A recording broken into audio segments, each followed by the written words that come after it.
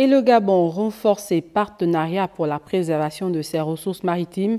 En séjour à Libreville, le directeur Afrique de The Nature Conservancy a échangé avec le ministre de la Pêche et de la Mer, Cyrielle Zorakassa, l'économie de la rencontre avec Sage Claude Boussougou-Matumba. En visite au Gabon, le directeur Afrique de l'organisation The Nature Conservancy, reçu par la ministre de la Pêche et de la Mer, a tenu à adresser ses félicitations pour sa nomination et à saluer la collaboration fructueuse entre TNC et le gouvernement gabonais en matière de préservation des écosystèmes marins. On est terriblement enchanté du partenariat que nous avons avec Monsieur le Président de la République, Monsieur le Premier ministre et par son porte-parole ministre de la Mer. Et nous sommes très enthousiastes des activités qui vont venir. Cette entrevue a également permis de réaffirmer l'engagement de TNC dans le projet Blue Bond, une initiative visant à mobiliser des financements pour la protection des océans. En attendant la subvention prévue par le Fonds des partenariats pour le bleu gabonais, l'organisation a annoncé la mise en place d'un soutien financier temporaire afin d'assurer la continuité des efforts de conservation. C'est la continuité des discussions qui ont eu lieu il y a un petit peu plus d'il y a un an avec Monsieur le Premier ministre. C'est une manière pour voir comment le gouvernement du Gabon et The Nature Conservancy peuvent travailler ensemble pour soutenir la conservation des océans. Et c'est aussi une manière pour discuter de comment passer d'une économie telle qu'elle est aujourd'hui à une économie qui est beaucoup plus futuriste et basée sur la conservation et le développement d'une économie verte et bleue, ce qui est très passionnant et très engageant. Le Gabon, reconnu pour son leadership en matière de protection des espaces marins, continue ainsi de bénéficier du soutien de ses partenaires internationaux. Cette coopération avec The Nature Conservancy s'inscrit dans une dynamique plus large de gestion durable des ressources halieutiques et de préservation de la biodiversité océanique. Et l'ambassadeur de Chine, reçu ce matin par le ministre du Tourisme, au cœur de la rencontre, la promotion du bambou à travers l'art et la formation des guides touristiques. Arnaud Monza, Ludovic Bitegué. Le monde de l'artisanat est au cœur de cette audience entre le ministre du Tourisme et l'ambassadeur de Chine au Gabon. Deux projets en termes de coopération sont sur la table. D'abord, la valorisation de certaines matières premières, telles que le bambou et le raffia. Nous avons discuté sur la potentialité de coopération dans le domaine du tourisme entre nos deux pays. Surtout deux projets précis. Le premier, c'est la coopération dans le domaine du bambou. Et on va commencer par la formation. Il s'agit pour toutes les parties de renforcer leur partenariat stratégique dans le tourisme et l'artisanat, même dans l'univers des guides touristiques. Deuxièmement, il y a l'association de guides professionnels du Gabon qui a l'intention de fournir à tous les guides gabonais un uniforme. Et l'ambassade a décidé de l'accompagner. Au final, un accord de principe a été acté avec la Chine qui figure parmi les premières civilisations à utiliser le bambou, qui joue un rôle important dans la culture chinoise. Dans les tout prochains jours, plusieurs artisans seront à l'école du savoir dans le cadre d'une formation pour une meilleure vente de la destination Gabon. Et juste après cette audience, le ministre du Tourisme était ce matin face aux conseillers membres de la commission de gestion des barges touristiques du Gabon, du Conseil économique, social et environnemental. Les échanges là-bas ont porté sur le partenariat entre le gouvernement et le Cap Caravane. On fait le point avec Alphane Dombi Moussavo et Gérard Mindou. Le partenariat entre le gouvernement et le Cap Caravane autour de la construction de barges flottantes motorisées continue de se préciser. Face à la commission en charge de leur gestion, le ministre du Tourisme a rappelé l'importance de ce projet ambitieux pour le secteur. C'est un projet qui émane de la volonté du chef de l'État. Parce que ce projet va apporter une solution pour l'emploi dans le tourisme. Ce projet va permettre de mettre en exergue des promoteurs gabonais qui veulent s'investir dans le tourisme. C'est un projet national qui va en même temps faire ressortir la fierté de notre pays dans la mesure où on va mettre à la face du monde le génie créateur de l'artisan gabonais. Donner envie à tout un peuple de visiter son pays, c'est un élément subjectif qui ne se mesure pas forcément par des éléments fiables, ça se mesure par la joie, ça se mesure par l'engouement. Cette initiative s'inscrit dans une dynamique de tourisme durable, un objectif qui a reçu l'adhésion des membres du Conseil économique, social et environnemental. Je pense que la Commission, le Conseil, dans son rôle de conseiller du gouvernement et de l'État, avait besoin de mieux cerner ce projet-là. C'est ce qui a été fait au travers de cette audition du ministre du Tourisme. Oui, je crois que nous sommes entièrement satisfaits pour toutes les explications qu'il nous a fournies concernant ce dossier et concernant, je crois, la promotion du tourisme au Gabon. À terme, ce projet devrait contribuer au développement et à la diversification de l'offre touristique au Gabon.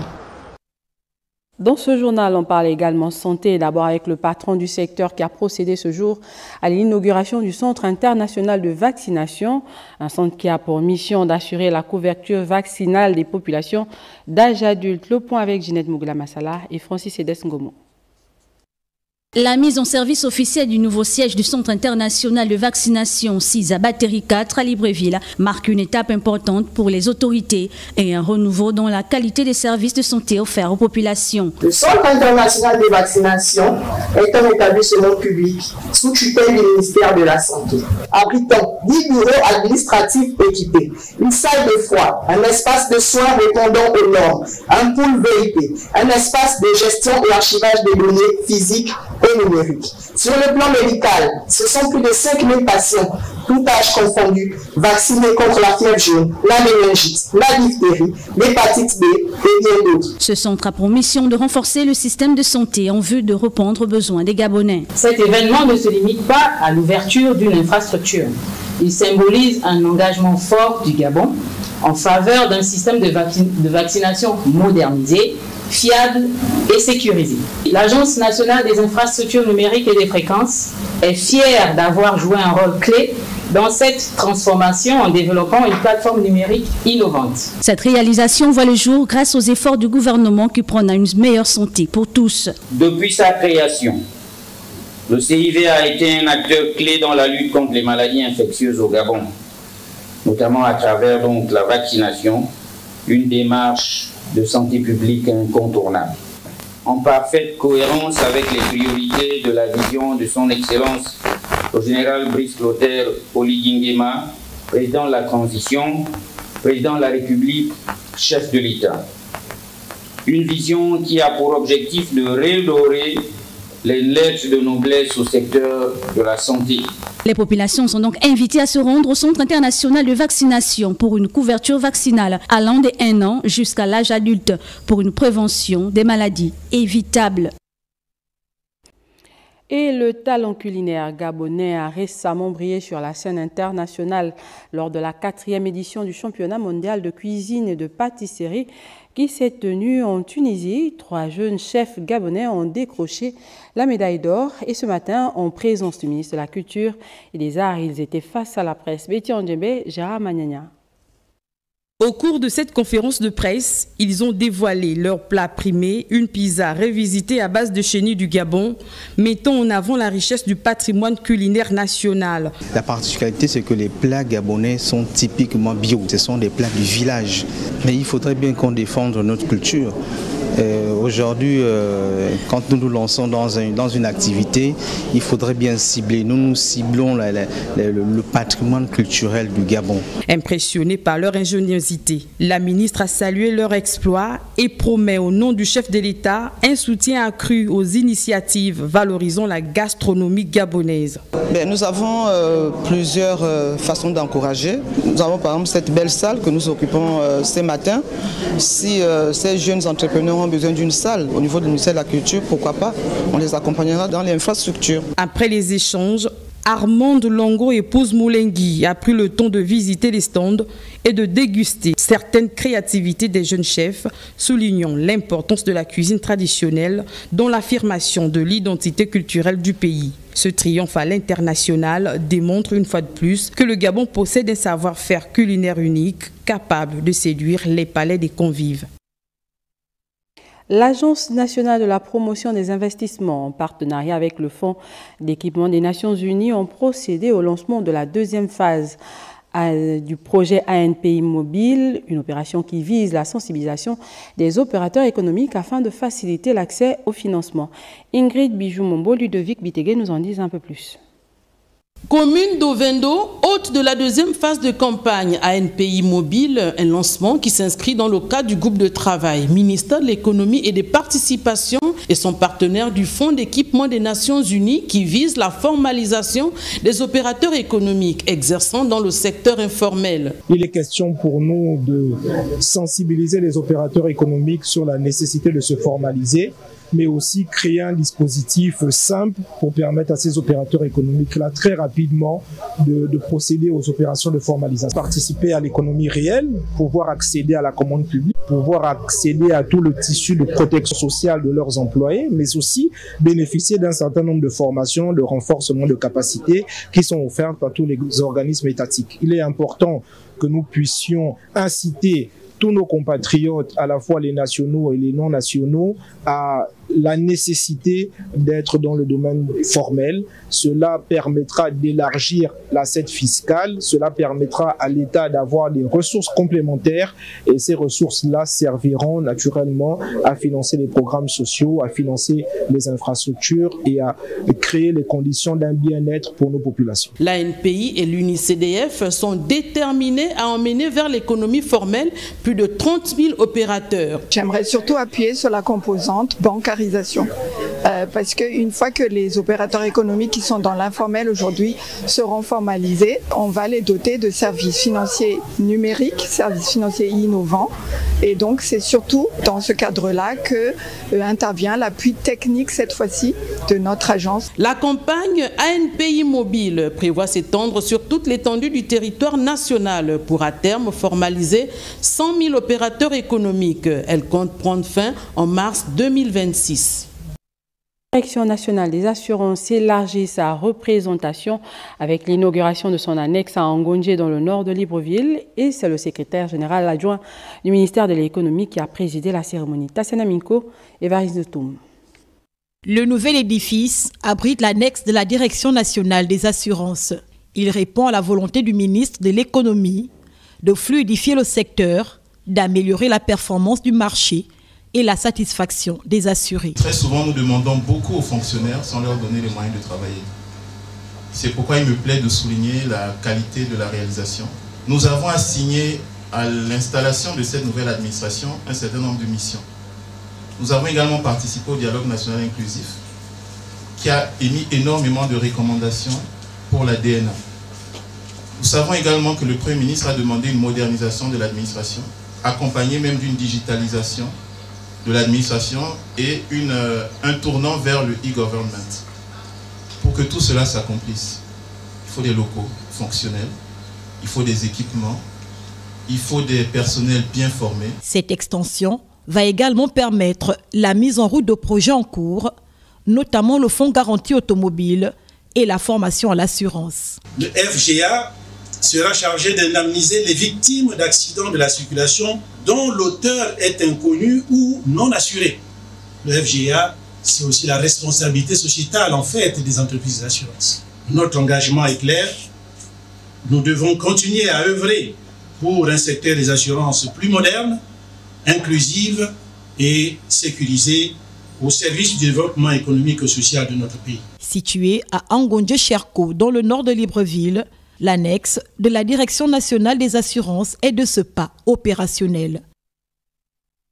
Et à quelques mois de la présidentielle, les consultations diplomatiques se multiplient. Justement, le ministre des Affaires étrangères a reçu aujourd'hui en audience la directrice générale pour l'Afrique de l'Union européenne et dans un second temps, le haut représentant de l'Union africaine. Au cœur des échanges, l'accompagnement est international dans le processus électoral et l'adoption d'un code de bonne conduite. Sheila Mebalé, Guy Serge, Dizambou. C'est dans un climat de coopération que le ministre des Affaires étrangères a reçu la directrice générale pour l'Afrique de l'Union européenne, introduite par la représentante de l'Union européenne. Cette rencontre visait a renforcé l'appui de l'institution européenne au processus électoral en cours. L'élection présidentielle approche. C'était un moment pour réaffirmer l'importance de part et d'autre de la relation entre l'Union européenne et le Gabon. Nous espérons bien sûr que ces élections se dérouleront en toute tranquillité. Dans la même dynamique, le ministre des Affaires étrangères, Michel Régis Onangandiaï, s'est entretenu avec le représentant de l'Union africaine. Cette audience a porté sur la mise en place d'un code de bonne conduite destiné aux acteurs politiques et électoraux. L'Union africaine a accompagné ce processus dès le début et reste engagée. Dans ce contexte, nous sommes en train de faire des consultations avec les uns les autres, d'assurer que tous les participants acceptent que le Cour constitutionnel proclame les résultats au cas de d'alliance, de prendre des dispositifs légaux. Ces deux audiences traduisent l'engagement des partenaires internationaux à soutenir le Gabon dans la tenue des élections transparentes et pacifiques. Avec ces appuis, les autorités poursuivent les préparatifs en vue d'un scrutin crédible. Même rituel avec le ministre de la Réforme des institutions qui a reçu une délégation de l'Union africaine au cœur des échanges. Là aussi, la proposition d'un projet de code de bonne conduite. Reportage Marlène Bina, Prestine, Ngwa, Eman. La cohésion sociale en période électorale au cœur de cet échange entre le ministre de la Réforme et cette délégation de l'Union africaine. Nous sommes honorés aujourd'hui de venir voir Madame la ministre, échanger avec elle sur un projet qui propose, n'est-ce pas, d'avoir un accord de bonne conduite des élections. Donc c'est important que avant, pendant et après les élections, les pays continuent d'être un bon exemple de la paix en Afrique. Avec ce projet d'un code de bonne conduite, chaque candidat devra signer un engagement de non-incitation à la violence et de non-refus des résultats proclamés. Cet accord qui va s'engager tous les candidats de mener des campagnes basées sur des idéaux, les programmes, de s'engager de mener une campagne sans violence, campagne sans les paroles de haine et surtout de s'engager à accepter les résultats venant des urnes. Un accord gagnant-gagnant qui, au terme de différentes discussions devant aboutir à son effectivité, permettra de maintenir un climat de paix dans le pays. Et la commission d'évaluation d'aptitude linguistique a débuté les tests ce jour pour les candidats déclarés à la présidentielle du 12 avril. Le ministre de la Culture est allé justement constater le déroulement dans le cadre de l'effectivité des prérogatives de cette commission. Guy Frendong ou bien Gérard Magnagna. Sur les 28, je vais regarder, nous avons reçu déjà 21 candidats. Il en reste 7. Et sur les 21 candidatures, 12 langues sont concernées. La commission d'évaluation et d'aptitude linguistique fin prête pour accueillir les candidats déclarés à l'élection présidentielle du 12 avril prochain.